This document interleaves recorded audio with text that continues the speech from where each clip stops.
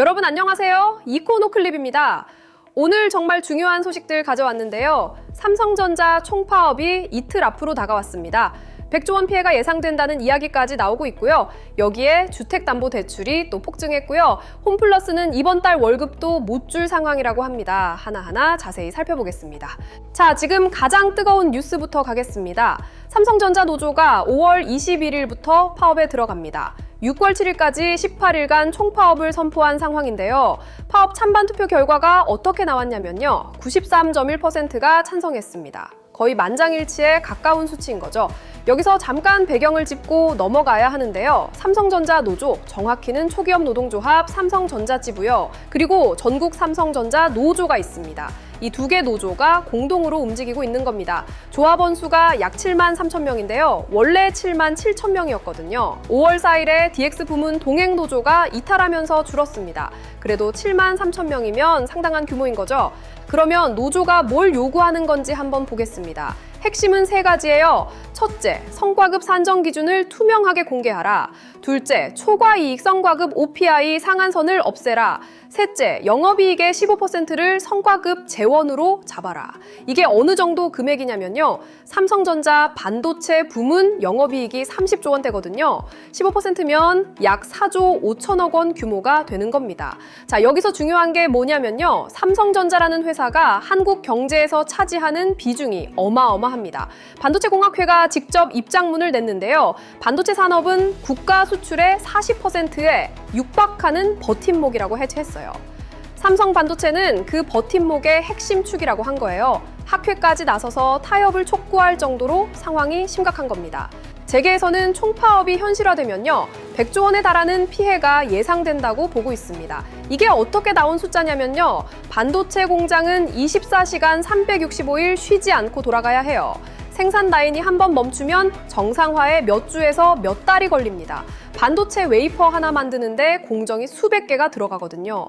중간에 끊기면 그 웨이퍼들은 전부 폐기해야 합니다. 생산 차질이 누적되면 삼성전자만의 문제가 아니에요. 소재, 부품, 장비 협력업체들까지 연쇄적으로 타격을 받게 됩니다. 이런 상황이다 보니 정부도 긴급하게 움직이고 있습니다. 김민석 국무총리가 5월 17일 대국민 담화를 발표했는데요. 18일 교섭은 파업을 막을 수 있는 마지막 기회라고 했거든요. 김정관 산업통상부 장관도 긴급조정권 발동이 불가피하다고 밝혔습니다. 긴급조정권이라는 게 뭔지 좀 설명드리면요. 노동조합 및 노동관계조정법 제76조에 나오는 제도인데요. 쟁의 행위가 국민 경제를 현저히 해칠 우려가 있을 때요. 고용노동부 장관이 발동할 수 있는 거예요. 쉽게 말해서 정부가 이렇게 말하는 겁니다. 이 파업은 나라 경제에 너무 큰 영향을 미치니까요. 일단 30일간 멈추고 다시 대화하자는 거죠. 한국에서 이 제도가 실제로 발동된 적이 극히 드물기 때문에요. 정부가 이 카드를 꺼냈다는 것 자체가 상황이 급박하다는 겁니다. 그런데 노조 쪽에서는 물러서지 않겠다는 입장입니다. 최승호 삼성전자 지부 위원장이 밝혔는데요. 사측이 긴급조정권으로 압박하고 있지만 굴하지 않겠다고 했습니다. 사측이 중앙노동위원회 제안보다 후퇴한 안건을 들고 왔다면서요. 18일 사후조정에서도 같은 자세면 합의하지 않겠다고 한 거예요. 이게 우리한테 어떤 영향을 미치냐? 삼성전자 주가는 당연히 직접적인 영향을 받게 되고요. 더 큰 그림에서 보면요. 지금 전 세계가 AI 시대 반도체 패권을 놓고 싸우고 있습니다.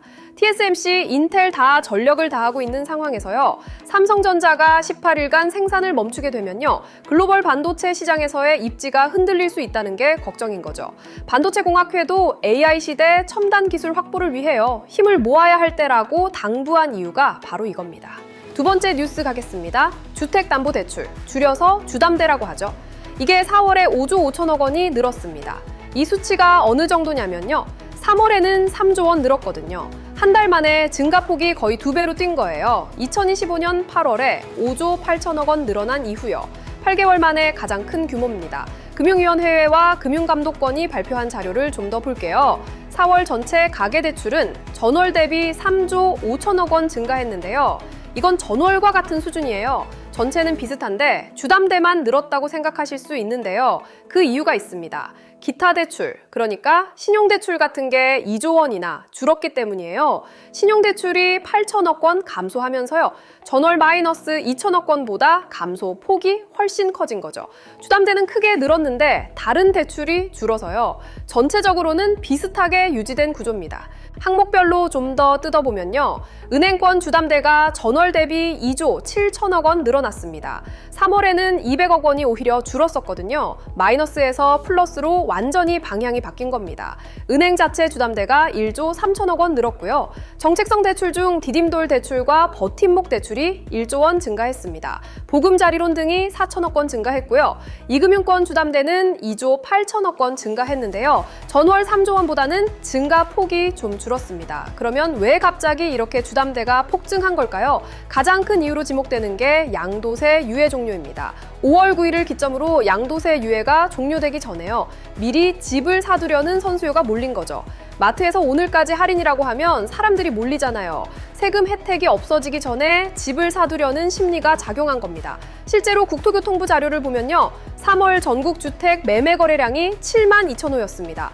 전월 5만 8천 호보다 24%나 증가한 거예요. 수도권 아파트 매매 거래량도 2만 7천 호로요. 전월 대비 22.7% 늘었고요. 거래가 늘면 당연히 대출도 늘어나는 구조인 거죠. 업권별로 보면 은행권 가계대출이 2조 2천억 원 증가했습니다. 전월 5천억 원 대비 4배 이상 확대된 거예요. 반면 이금융권 가계대출은 1조 3천억 원 증가로요. 전월 3조 1천억 원보다 줄었습니다. 보험이나 여신 전문 금융회사에서는 오히려 감소세로 전환됐고요.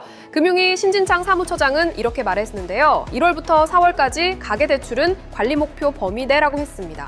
동시에 잠재적 위험 요인이 여전히 존재한다고도 했거든요. 특히 5월은 가정의 달자금 수요 증가 등으로요. 가계대출 증가세가 다시 확대될 수 있다고 당부했습니다. 한 가지 더 짚어야 할 게 있는데요. 금융위가 사업자 대출 용도 외유용 점검 결과를 발표했습니다. 사업자 대출로 받아놓고 부동산 사는데 쓴 사례요. 127건이나 적발한 거예요. 앞으로는 적발되면 대출 취급 금지 기간을 확대한다고 합니다. 1차 적발 시 3년, 2차 적발 시 10년으로요.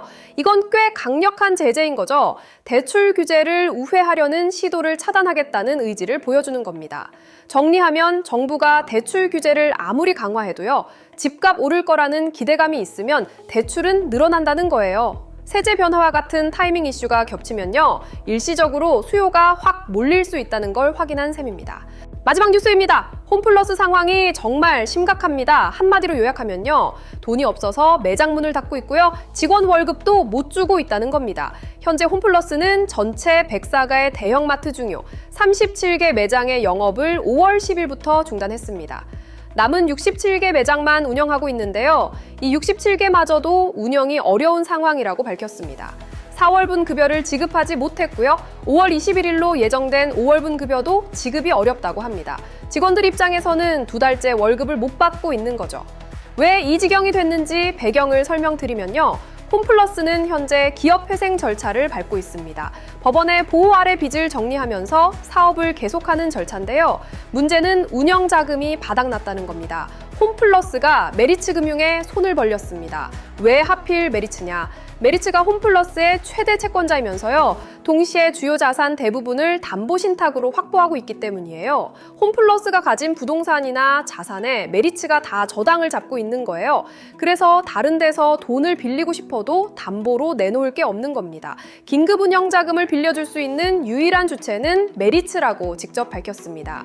홈플러스가 메리츠가 요청한 건 2가지입니다. 첫째, 홈플러스 익스프레스를 매각했는데요. 그 자금이 약 2달 후에 들어올 예정이거든요. 그때까지 버틸 수 있는 브릿지론을 달라는 거예요. 둘째, 회생 완료 시까지 긴급운영자금 DIP 대출을 지원해달라는 겁니다. 여기서 정말 무서운 게 뭐냐면요. 홈플러스가 직접 이렇게 밝혔습니다. 남은 67가의 매장마저 모두 영업이 중단되면요. 회생 절차를 지속하기 어렵고요. 곧바로 청산 절차로 전환될 가능성이 크다고 한 거예요. 유통기업은 한번 영업이 중단되면 정상화가 거의 불가능합니다. 이 납품업체가 떠나고 고객이 떠나면요. 다시 되돌리기가 엄청나게 힘든 거죠. 청산이 되면 어떻게 되냐? 메리츠는 담보로 확보한 자산이 있으니까 돈을 회수할 수 있겠지만요. 후순위 채권자들은 돈을 거의 못 돌려받게 됩니다. 무엇보다 직원들의 고용이 완전히 사라지고요. 입점 업체들이 피해를 보고요. 지역 상권이 크게 위축될 수 있는 거예요. 홈플러스 매장 하나가 있는 지역의 상권, 생태계 전체에 영향이 갑니다. 홈플러스 측은 메리츠의 사회적 책임을 고려해달라고 요청했는데요. 메리츠 쪽에서는 MBK 파트너스의 연대 보증 문제를 놓고요. 줄다리기를 하고 있는 것으로 알려졌습니다. 대형마트 하나가 통째로 사라질 수 있다는 건요. 소비자들한테도 지역 경제에도 작지 않은 충격이 될 수 있습니다. 오늘 세 가지 뉴스를 정리해보면요. 공통적으로 보이는 게 하나 있습니다. 한국 경제의 핵심 축들이 동시에 흔들리고 있다는 겁니다. 반도체는 파업 위기예요. 부동산 대출은 다시 불안해지고 있고요. 유통 대기업은 청산 위기에 놓여 있습니다. 이런 때일수록 경제 흐름을 꼼꼼히 체크하시면서요. 현명한 판단 내리시길 바랍니다. 오늘도 이코노클립 시청해주셔서 감사합니다. 좋아요와 구독 부탁드리고요. 다음 영상에서 만나겠습니다.